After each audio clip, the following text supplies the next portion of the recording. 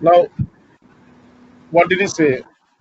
He said, Yada sangharate chayam kurmangani sarvasha indriyani indriyarthebhyas tasya pragya pratishtita. So, what he said was that when a tortoise is attacked, okay, when a tortoise is attacked, then the tortoise retreats into its shell. Okay, in the same way, your senses, when the senses can retreat from the sense objects, that is being steadfast in knowledge. That is, when you can retreat your senses from the sense organs, then you are established in wisdom or in knowledge. Aditi, you tell this, and then I'm going to explain this because it needs a little bit of explanation. Dice que vamos a ver el verso 58 del Gita, pero primero tenemos que hablar del 57 porque es una continuación. Y el 57 lo que decía es que cuando una tortuga es atacada, la tortuga se retira al cascarón. De la misma forma, cuando tus sentidos se retraen de los objetos percibidos por estos sentidos, este retraimiento de los objetos, de los sentidos, retirados de los objetos de los sentidos, te establece en el conocimiento, te establece en la sabiduría, te establece en el yoga. Okay? Yes. So now, how to retreat the senses from the sense objects? Like, we know that we have 5 senses, and all these 5 senses has 5 sense objects. Like, we have eyes. Eyes is a sense, and the sense object of eye is form. Okay. In the same way, ears. The sense object of ears is sound. Nose is a sense. So the sense object of nose is smell. Then tongue, it's a sense, and the sense object of tongue is, taste. And skin is a sense, and the sense object is touch. So, it says that eyes has to be separated from the form. The ears has to be separated from the sound. Nose has to be separated from smell. Isn't it ridiculous? Then this tongue has to be separated from taste, and skin has to be separated from touch. How it is possible? Is it possible that you open your eyes and you don't see anything? Is it possible? Or you are moving around in this world and you don't hear anything? Is it possible? It is only possible when your mind is in control of your senses. If your mind can restrain your senses, if your mind can control your senses, that is the only way by which the senses can be separated from the sense objects. Aditi. Entonces, lo que nos habla es que cuando los sentidos se retiran de los objetos percibidos por estos sentidos, esto es que, por ejemplo, los sentidos, el sentido de los ojos, por ejemplo, de la vista, de los ojos, el objeto del sentido es la forma. Para las orejas, para el oído, el objeto percibido, el objeto del sentido es el sonido. Para la nariz, el objeto percibido, el objeto del sentido es el olor, y para la lengua es el gusto y para la piel es el tacto. Así tenemos 5 sentidos y 5 formas, 5 objetos percibidos diferentes para cada sentido. Entonces lo que nos dice es que los ojos deben separarse de la forma, las orejas deben separarse del sonido, la nariz debe separarse del olor, la lengua debe separarse del gusto y la piel debe separarse del tacto. Pero ¿cómo es posible? Si abres los ojos no ves nada, ¿cómo es posible que tengas orejas y no oigas nada? Es posible cuando la mente controla los sentidos, cuando la mente restringe estos sentidos. Y es la única forma de separarse de los objetos.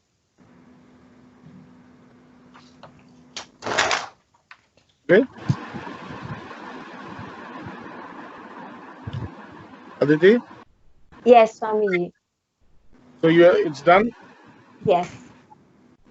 Okay. So, if the mind can control the senses, then it is easy for the senses to separate itself from the sense objects.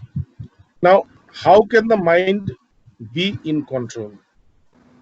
The mind can only be in control if the mind is controlled by the intellect, because the intellect decides what to do and what not to. The intellect decides where the mind should go and where the mind should not go. So if the intellect is restrained, if the intellect is if the intellect can control the mind, then only the mind can control the senses. Okay, so, and if the senses are controlled, then only the senses can get rid of the sense objects. So it's not that it's not that the senses can get rid of the sense objects automatically. There is a full chain behind this. The mind should be in control, as well as that mind should be controlled by the intellect. Okay, Aditi? Sí, entonces lo que nos dice es que la mente controla la mente es la que al final controla los sentidos. Entonces esta mente, ¿cómo la podemos tener bajo control para separar los sentidos de los objetos de los sentidos? Pues controlando el intelecto, porque el intelecto es el que finalmente controla la mente, dónde va la mente y dónde no va la mente. El intelecto tiene control sobre eso. Entonces, el intelecto controla la mente, a dónde va, la mente restringe los sentidos y entonces hay una separación de los objetos de los sentidos. Es toda una cadena. Entonces, a través del control en el intelecto, que se controla la mente, los sentidos y hay esa separación con los objetos. Okay. Yes. Now the intellect can control the mind only when the intellect is connected with wisdom. Generally the intellect is connected with the ego. So because intellect is connected with the ego, then then the intellect cannot control the mind, and if the mind is not controlled by the intellect, then the mind cannot control the senses. Okay, so if the intellect is connected with wisdom or knowledge, then only intellect can restrain the mind, control the mind, and direct it towards the the self or consciousness. And if the mind is directed towards consciousness, then only the the senses will also be directed towards the consciousness. And in this process, because the senses are directed towards consciousness, that is why the senses does not get attached to or connected to the sense objects. So it is only when the whole chain, that is mind, intellect, they are connected with the self, then only the senses can be then only senses can be separated from the sense objects. Okay, and if if you can do this in this way, then only your wisdom is steadfast. That is, you are established in knowledge. Ok. Entonces, lo que nos dice es que lo que estamos diciendo es que el intelecto debe controlar la mente. Porque, ¿cómo controlar el intelecto entonces, que controla toda esta cadena? Pues asociando este intelecto conectando este intelecto con la sabiduría. Porque normalmente este intelecto está controlado por el ego. Y el ego controla la mente, controla los sentidos y los sentidos se apegan a los objetos percibidos. Entonces, cuando el intelecto está conectado a la sabiduría, solo así la dirección, la atención, la asociación va al self y a la conciencia. El intelecto conectado con la sabiduría se conecta con el ser y con la conciencia. En este proceso, los sentidos se conectan con la conciencia y la dirección es la conexión con la conciencia y no con los objetos. En este proceso los sentidos se conectan con la conciencia y no se conectan con los objetos de los sentidos. Entonces toda esta cadena se conecta con el ser, con la conciencia. Y es posible separar los objetos de los sentidos y establecerse en el yoga, establecerse en el conocimiento. Okay. Okay. So, you know,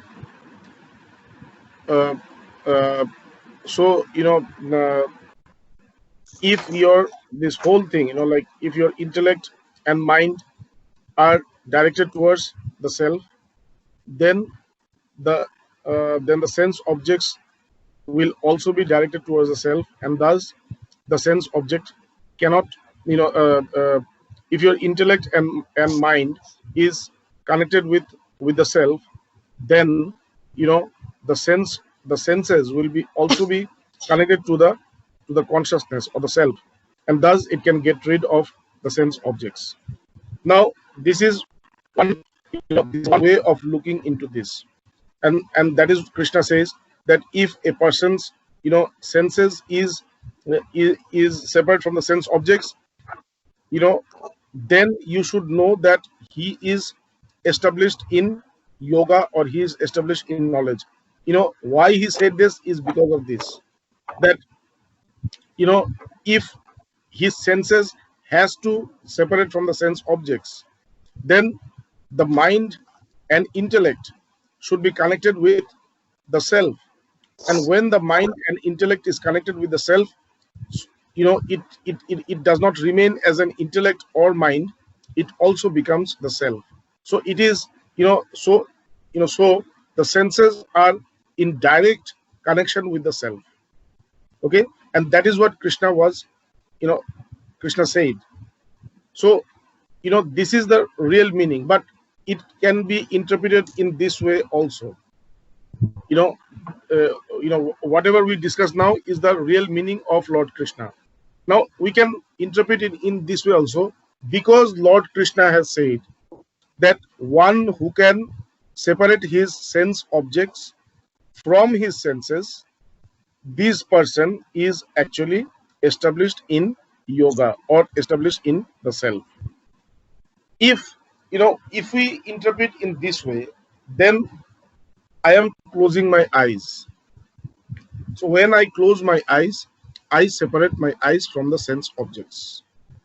So if I close my eyes, is it being steadfast in knowledge? Everybody in this world, they close their eyes. So are all of them enlightened? No. Understand? Or I'm just shutting my, like I'm closing my ears. I'm blocking my ears, and I am blocking all the sounds which comes into the ear. So I'm not listening anything. So if I'm not listening anything, then also I am separating my senses from the sense objects.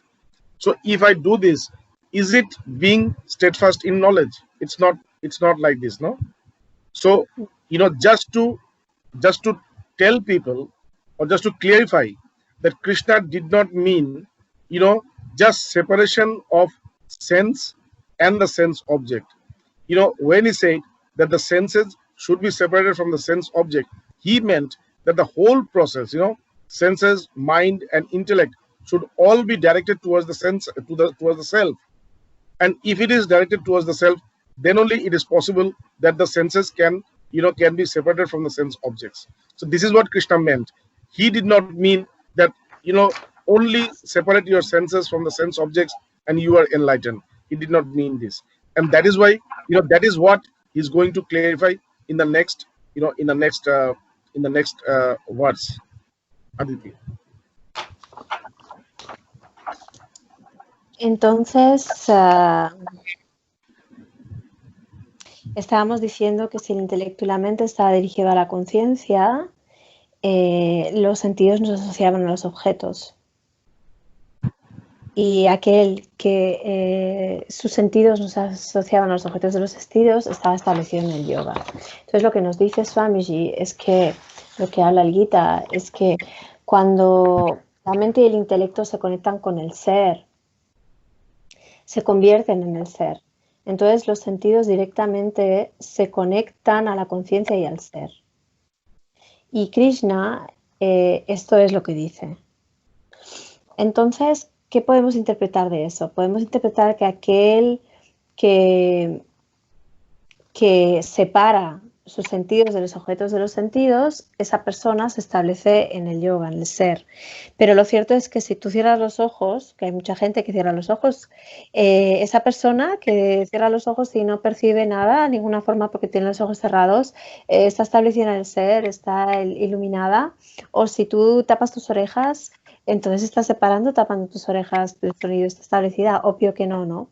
Lo que Krishna quiere decir no es este tipo de separación, se refiere a todo el proceso, a toda la cadena, que es una asociación con el ser, que está dirigida a la conciencia y está dirigida al ser. Y en esta dirección al ser, esto es posible. El yoga y el establecerte en el conocimiento es posible.